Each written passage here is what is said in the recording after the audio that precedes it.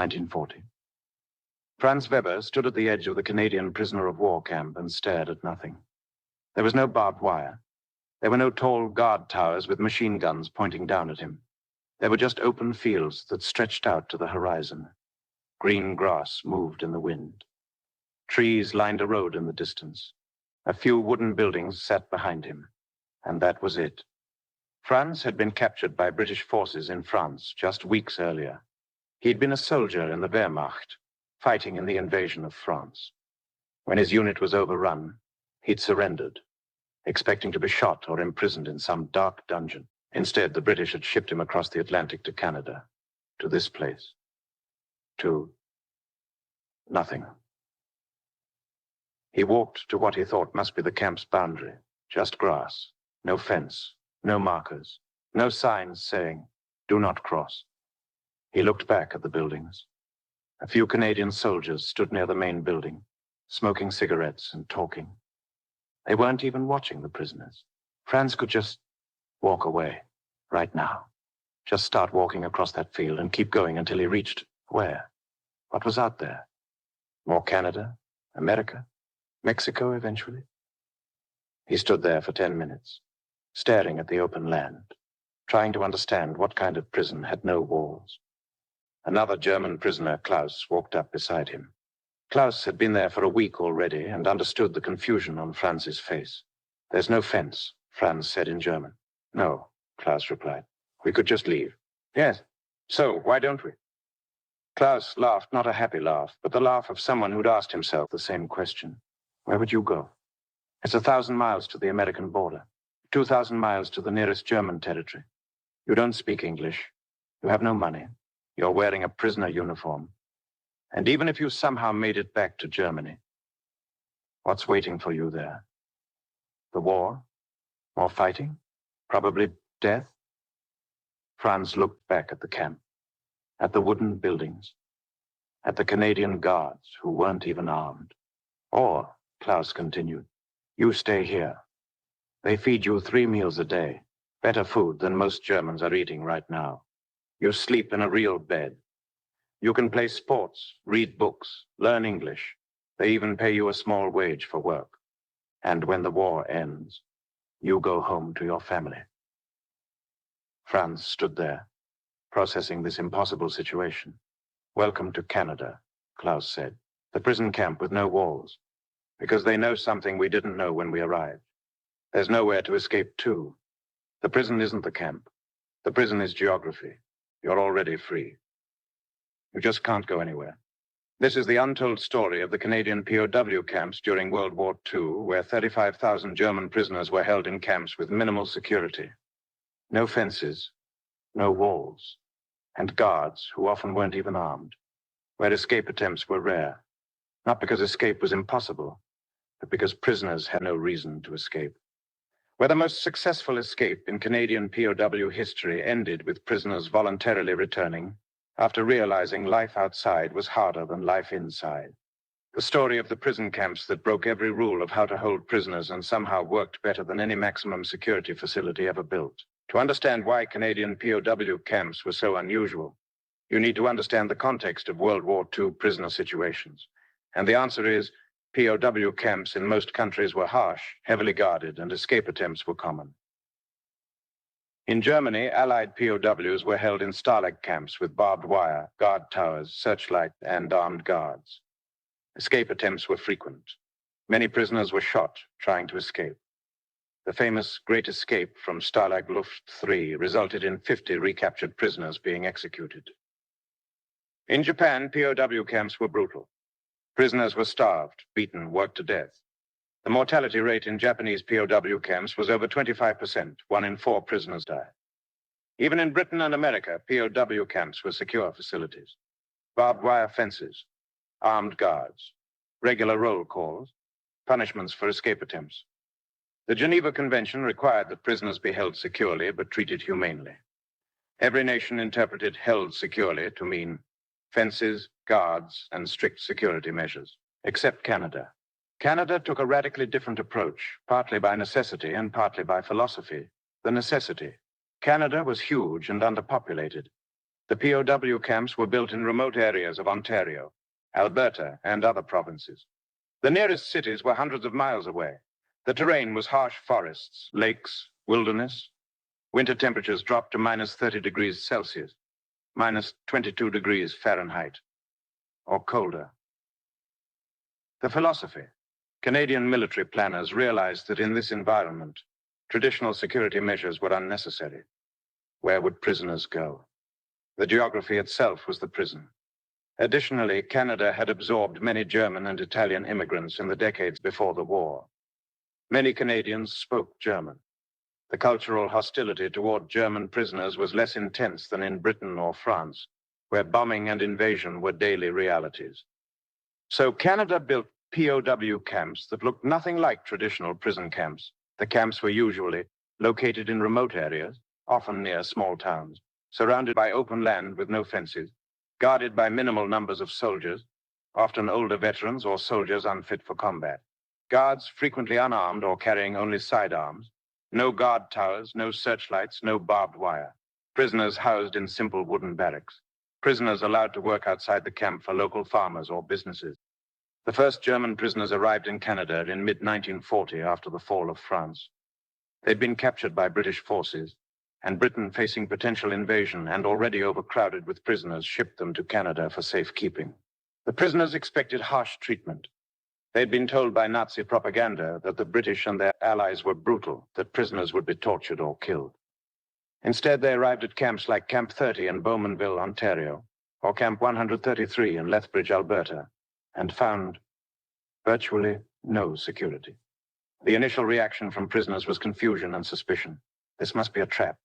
The Canadians were luring them into escape attempts so they could shoot them. But weeks passed. No one was shot. No one was tortured. The guards seemed almost bored. They smoked, played cards, and generally didn't care much about what the prisoners did as long as they showed up for roll call twice a day. Slowly, prisoners began to understand. This wasn't a trap. This was just how Canada did things. Let me tell you about some specific camps and what life was like. Camp 30, Bowmanville, Ontario. This camp held about 600 German prisoners at its peak. It was located about 80 kilometers from Toronto, near Lake Ontario. The camp had a low fence, more to mark the boundary than to prevent escape. You could climb it easily, or just walk around it where the fence didn't connect properly. Guards were present, but not aggressive. They were mostly World War I veterans who'd been called back to service for light duty. Many were in their 50s or 60s. They weren't particularly interested in chasing prisoners through the wilderness. Prisoners lived in wooden barracks with heating, electricity, and reasonably comfortable beds. They received 3 meals daily: bread, meat, vegetables, better rations than many German civilians, medical care, camp hospital with doctors, recreation facilities, sports fields, library, musical instruments, educational opportunities, language classes, vocational training, small wages for work, about 25 cents per day minimal, but allowing purchase of small luxuries. Prisoners could play soccer, volleyball, other sports, form bands and perform concerts, put on plays and theatrical performances, take courses in English, mathematics, woodworking, etc. Write and receive letters from home, censored but allowed. Receive Red Cross packages. The work assignments were often voluntary. Prisoners could work for local farmers during harvest season. They'd be trucked out in the morning, work in fields, and trucked back in the evening. Guards would drop them off and pick them up later. No armed escort, no supervision in the fields. One farmer near Bowmanville hired several German prisoners to help with his wheat harvest. He'd pick them up from camp each morning, work alongside them all day, share lunch with them, and drive them back to camp each evening. He paid them a small wage beyond what the camp provided. After a few weeks, he told the camp commander, "You know, I forget they're prisoners. They're just good workers who happen to speak German." Camp 133, Lethbridge, Alberta. This camp was even more remote. Located in southern Alberta near the US border, ironically. It held about 12,000 prisoners at its peak, making it one of the largest POW camps in Canada. The security was minimal. The camp was surrounded by nothing. Prairies stretched in every direction. The nearest town of any size was Lethbridge, population 15,000. The nearest city was Calgary, 200 kilometers away. In winter, temperatures dropped to minus 30 degrees Celsius or colder. In summer, temperatures could hit plus 35 degrees C. The wind never stopped blowing. It was harsh, isolated, and uncomfortable. But prisoners adapted. They built gardens and grew vegetables, organized sports leagues with multiple teams, created elaborate theatrical productions. One prisoner had been an actor in Berlin and directed plays, formed orchestras and jazz bands, published a camp newspaper in German, built a church and held religious services, ran educational programs teaching everything from English to advanced mathematics. One prisoner, a former university professor, taught physics classes. He had no equipment, so he improvised demonstrations using whatever materials he could find. His laboratory was a corner of the barracks. His students were other prisoners wanting to continue their education. Another prisoner, a skilled carpenter, built furniture for the guards' quarters in exchange for extra privileges. His work was so good that guards started bringing him personal projects from home. The relationship between guards and prisoners became, in many cases, almost friendly. Not friendships exactly. There was always the understanding of captor and captive, but a mutual respect developed. One guard at Camp 133, a veteran of World War I who'd fought against Germans, described it, "These boys aren't so different from our boys. They got drafted. They fought for their country. They got captured. Now they're here. And they're just trying to get through the war and go home." I can respect that. Now, let's talk about escape attempts, because there were some. And they're fascinating precisely because they were so unsuccessful. Escape that wasn't. In 1941, 3 prisoners at Camp 30 decided to escape. They weren't mistreated or desperate. They just felt that as German soldiers, it was their duty to try to return to Germany and rejoin the fight. They planned for weeks. They stole civilian clothes from the camp laundry. They saved food rations. They studied maps they'd found in the camp library. Yes, the library had maps. One night, they simply walked away from the camp. No fence to climb, no guards to evade. They just walked. They headed south toward Toronto, planning to somehow make their way to the United States, then to South America, then, somehow, back to Germany. It was a vague plan at best. They made it about 30 miles in 2 days before they encountered their first real problem. They were lost. The Canadian wilderness all looked the same. Their stolen map wasn't detailed enough. Their second problem, they were hungry. Their saved rations were gone, and they had no way to get more food. Their third problem, it was October, and Canadian nights were getting cold. Their stolen civilian clothes weren't warm enough.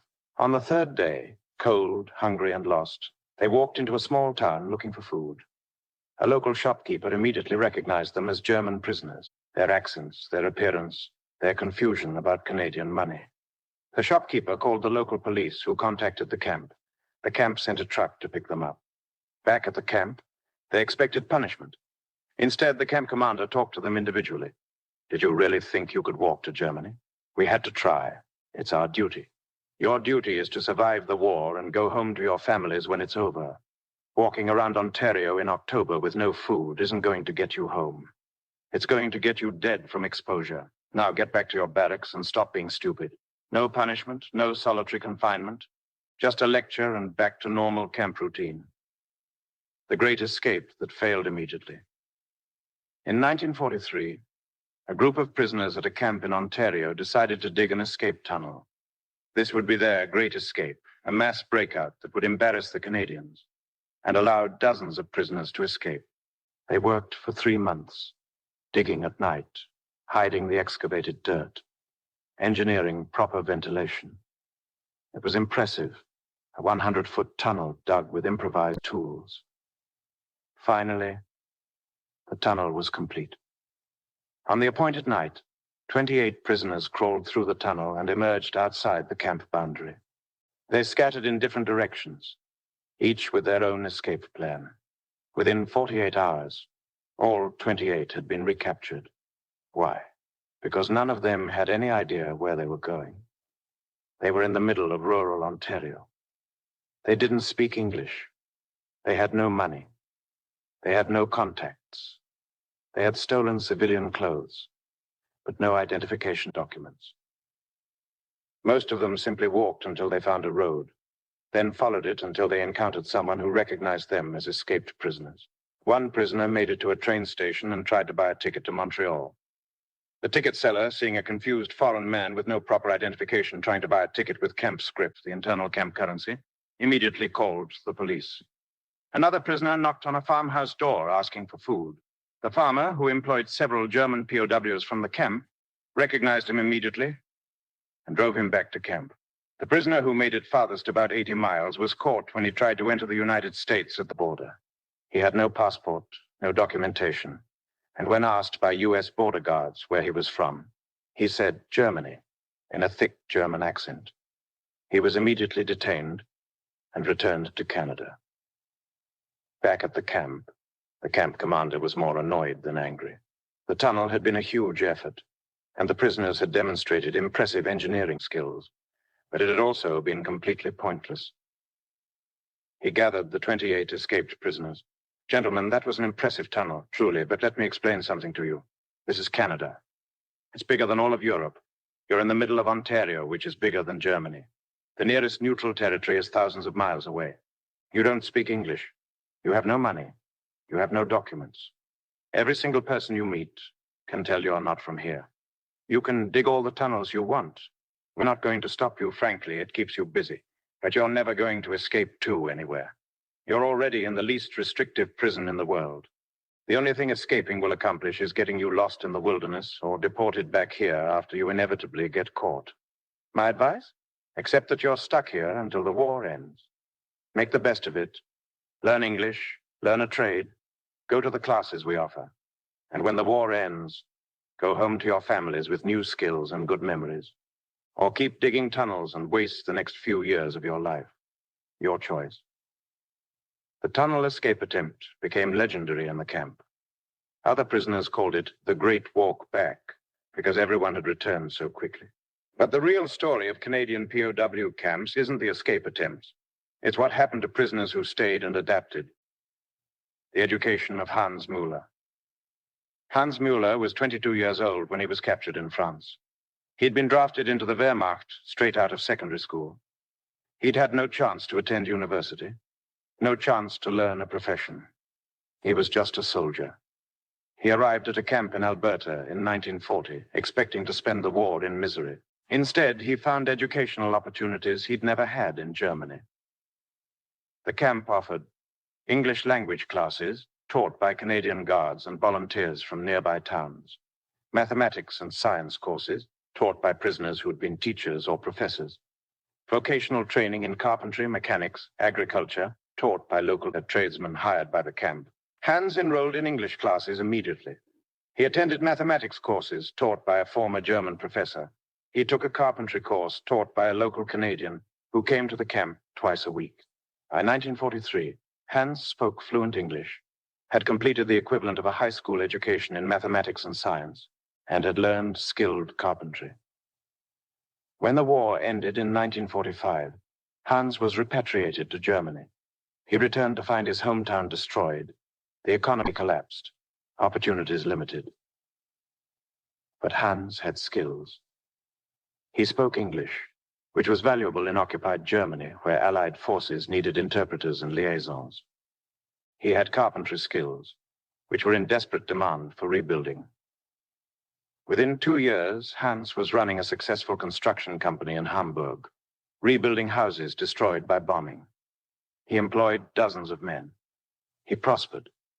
In 1952, Hans wrote a letter to the camp commander who'd overseen the Alberta camp where he'd been held. Dear sir, I want to thank you for my education. I spent 5 years as your prisoner, and they were the most productive years of my life. I learned English from your guards. I learned mathematics from my fellow prisoners. I learned carpentry from Canadian volunteers. When I returned to Germany, these skills saved my life and gave me a future. I know this sounds strange thanking my captor, but you treated us with dignity and gave us opportunities we wouldn't have had even in peacetime Germany. I'm a successful man today because of what I learned in your camp. Thank you. The commander kept that letter for the rest of his life. The farmer who stayed. Friedrich Weber was a farmer's son from Bavaria.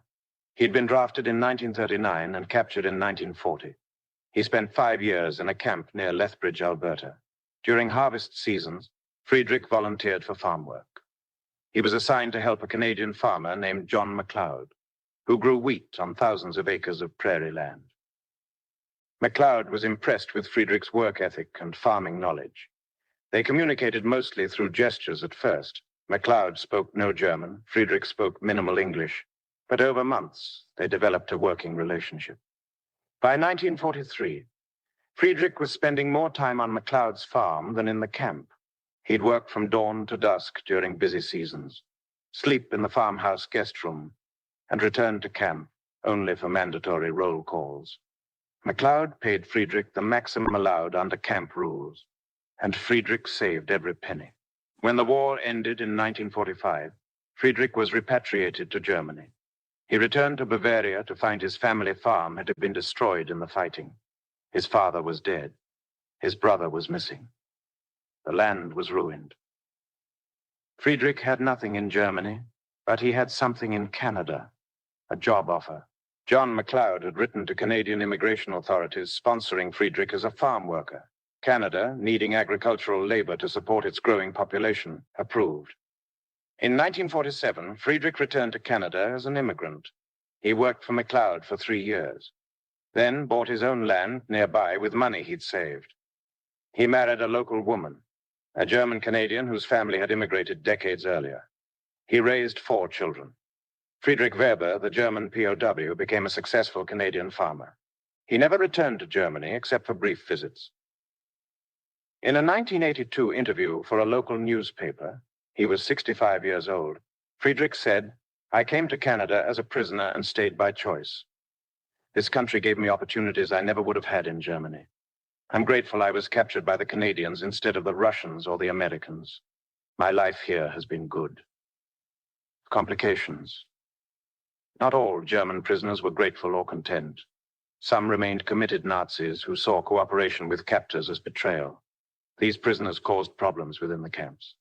At Camp 30 in Bowmanville, hardcore Nazi prisoners intimidated others who were friendly with Canadian guards or who participated in camp programs. They called cooperators traitors and sometimes physically attacked them. The Canadian authorities responded by segregating prisoners. Hardcore Nazis were moved to separate camps with stricter security. Regular soldiers who just wanted to wait out the war peacefully were kept in the more open camps. This segregation created 2 very different experiences. Nazi camps had higher security, more restrictions, and hostile relations between prisoners and guards. Regular camps maintained the minimal security and relatively friendly atmosphere. The segregation worked. Incidents of violence and intimidation dropped significantly once the troublemakers were separated. Another complication, some prisoners didn't want to return to Germany after the war.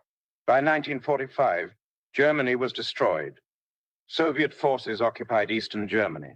The economy had collapsed. Food was scarce. Housing was limited. Returning to Germany meant returning to devastation. Some prisoners asked if they could stay in Canada. Canadian authorities faced a dilemma. These men were former enemy soldiers, but they'd also been model prisoners who'd caused no problems for 5 years.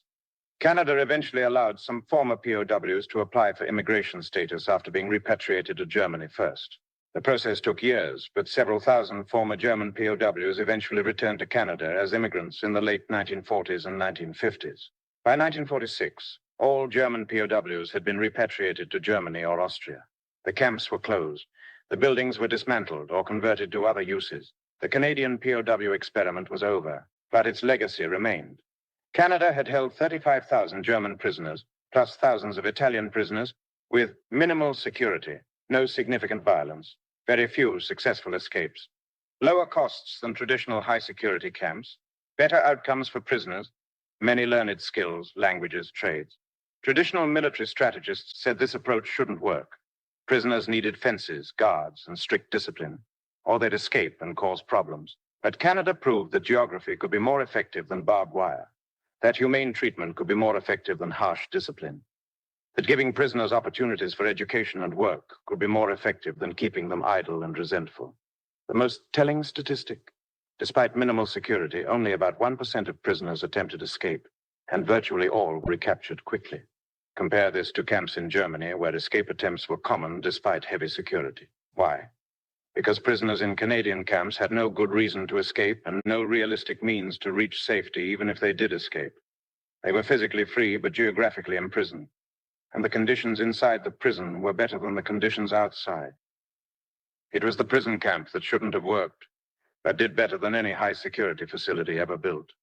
Franz Weber, standing at the edge of the camp in June 1940, staring at the open land with no fences, eventually walked back to the barracks. He'd stay for 5 years. He'd learn English. He'd work on local farms. He'd take carpentry courses.